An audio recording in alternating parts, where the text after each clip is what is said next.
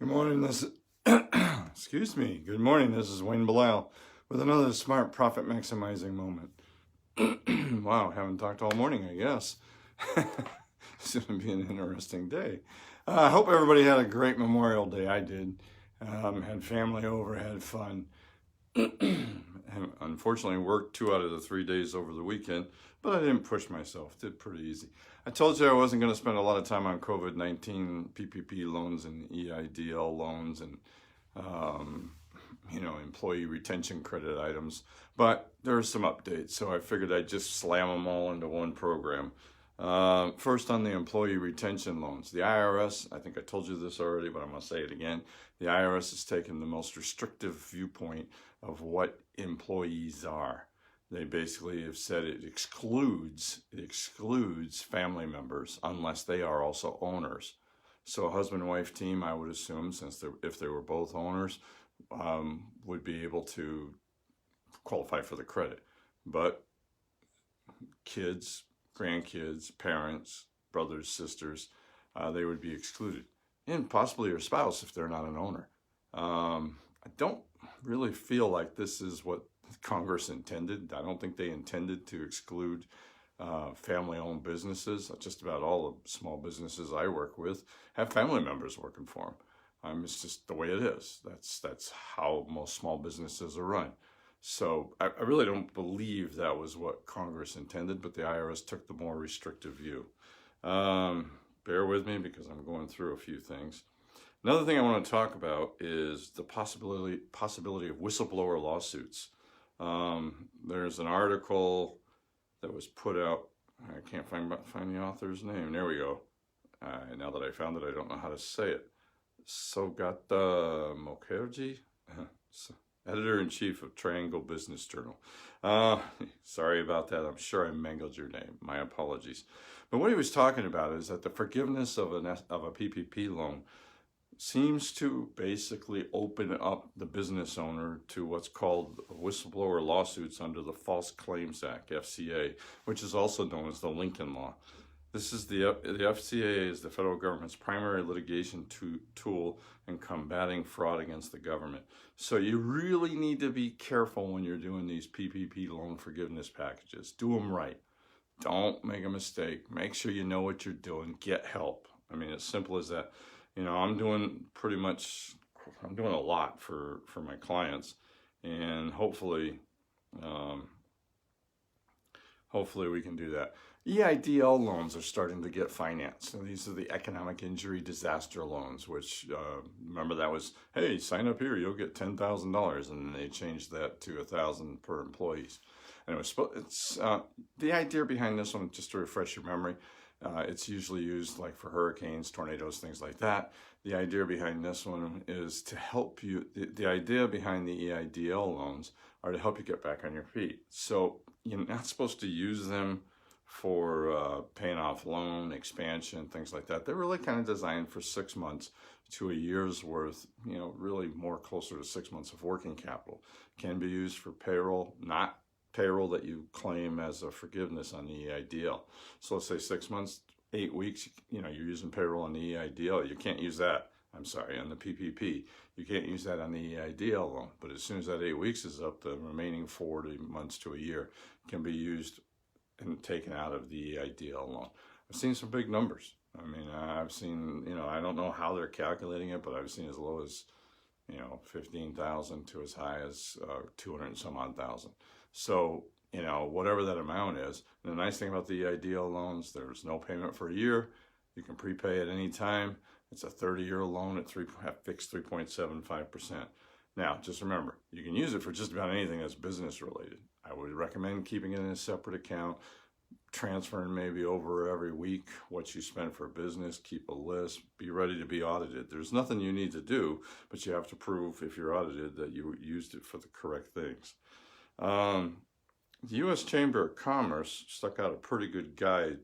If you just look for, the website is USCC, U.S. Chamber of Commerce, _PPP _forgiveness guide PDF. Just go to Google and search U.S. Chamber of Commerce Guide to PPP Loan Forgiveness. Pretty good, simple. All right, there's a couple things here.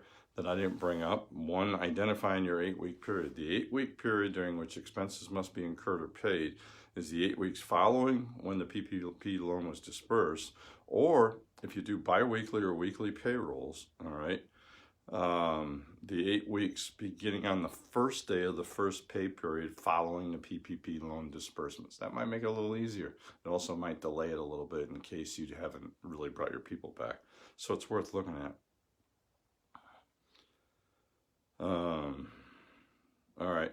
Then also in this guide, it does a very good job, and there's been some confusion. I got to admit, I was confused for a while. Of, you calculate first the maximum amount of possible loan forgiveness. John covered that plenty. Go look at prior videos. But then it's determine the amount of any by which the maximum loan forgiveness will be reduced. There's two different studies. First is determine the loan forgiveness reduction based on a reduction in salary of wages more than 25%. So if you cut people's wages or cut their hours, I guess, you could have a reduction, all right? So if you look at it, 75% of their average pay from January 1st to March 31st, if you've cut it, and so that's where your hour cuts come in, you can have how much is forgiven reduced, all right? An exception to this is if you can get it, borrowers can avoid having their loan forgiveness amount reduced if they restore an employee's pay, specifically if the employee's annual salary or hourly wage on June 30th, 2020 is equal to or greater than their annual salary or hourly wage on February 15th. For most people, that's not going to affect. Very few, except large companies, kind of reduced it. But if you did reduce wages, remember this one. The one that's really going to bother people is the FTEs. Remember, it's the payroll protection program. The idea was to keep payroll protected, okay? The borrower's loan forgiveness will be reduced if the average number of weekly full-time equivalent employees during the 8-week period is less than the average number of FTEs during the borrower's chosen reference period. So there's a couple of, you got a couple periods you can look at. There's a couple of exceptions that are pretty interesting. Borrowers will not be penalized for any FTE reductions if either of the following occurred. The borrower made a good faith written offer to rehire employees during the 8-week period, and that was rejected by the employee. So, I think there's some confusion there. I'm under the impression that everybody I spoke to, it doesn't need to be the same employees. If I had 8 employees and I have 8 employees later, I'm good because it doesn't say that. But if I have 7 and I can show that I attached to the forgiveness a letter saying I offered it and here's their rejection, email, whatever. The employee was fired for cause. This is the second exception, was fired for cause, voluntarily resigned, or voluntarily requested a reduction in hours. Document, make sure you get everything there you need to, okay? There's a lot in here. It talks about what record keeping requirements are in there. This is a pretty simple, not a bad way to go. Not a bad little article.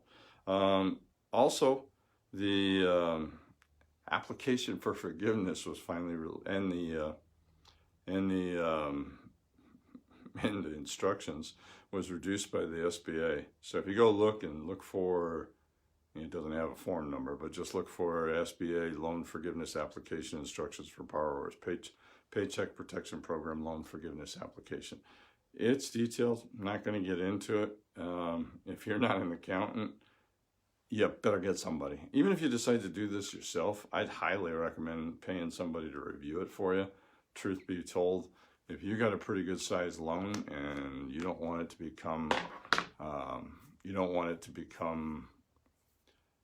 totally a loan rather than forgiven, it's probably worth paying something to get it done right. Okay. I'm doing a lot. I have room for very few more because of the time frame. It's going to be a lot of work.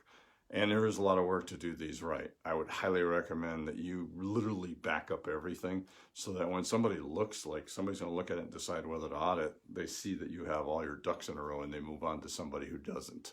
That's the way I'm going to approach putting these packages together. It's what I would recommend for you. I think that's it for now. It seems like there was something else I was going to do, but slipped my mind, so it couldn't have been that important. Hey, we'll get back tomorrow to talking about making money. So, but getting these forgiven. Oh, I remember. Don't forget that even though the income is tax-free, it doesn't mean the IRS is taking the position that they are that you can't deduct any expenses paid by it. So if you got $100,000, you can't deduct that $100,000. It's going to cost you $25,000 in taxes if you're in a 25% bracket. Everybody's in a different bracket. I'm just using that as a simple example.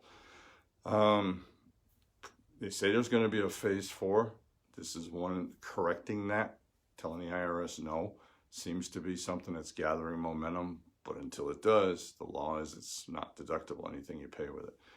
All right, so hey, until next time, this is Wayne Bilal saying let's make this our most profitable year ever. Thank you very much.